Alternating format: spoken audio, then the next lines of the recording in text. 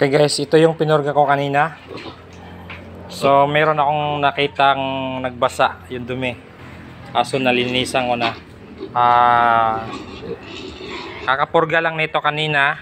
So may isa dito na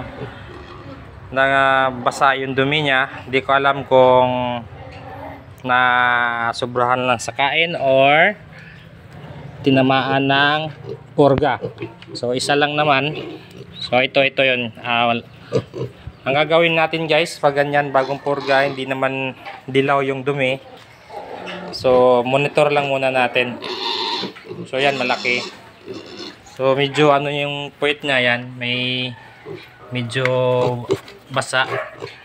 So hindi pa naman ganun kalala yung dumi niya. Monitor ko to hanggang mamayang hapon. Siya lang naman sa lahat. Yan, wala naman. Yan siya lang. So lagyan natin ng marker para alam natin kung alin yung may problema.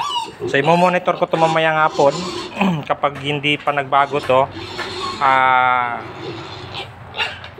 bawasan ko muna yung pakain nila. Medyo nasobrahan siguro to, malakas kasi to kumain. Yan. So i-monitor ko muna yan. Hindi ko muna bibigyan kaagad ng gamot dahil baka epekto lang din ng purga. So wag tayo basta-basta din po mag-inject guys, dahil minsan nakakasama din ang pag-inject ng kung ano-ano agad. So malaga ang pag-monitor. So kapag hindi pa gumaling mamayang hapon, mag-inject na ako ng Bactared nito. Baka lumala pa, magka-infection, so mahirap gamutin. So sa lahat naman, siya lang. Yan.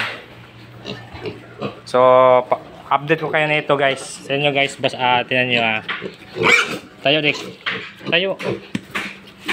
Yan, yung medyo siya lang yung medyo basa yung dumi. Itong iba, wala namang problema. So yung sinasabi ng iba, hiwalay daw. So ako hindi ako naghihiwalay kahit may nagbasa isa dyan. Mas lalong may stress pag hihiwalay. So siya lang naman, monitor lang natin. Dahil baka sa purga lang. So at least alam na natin kung alin dyan yung nagka-problema. May marker na po siya. So yun lang guys, update ko kayo sa mga common problem lang. Yung malit na bagay lang na problema. So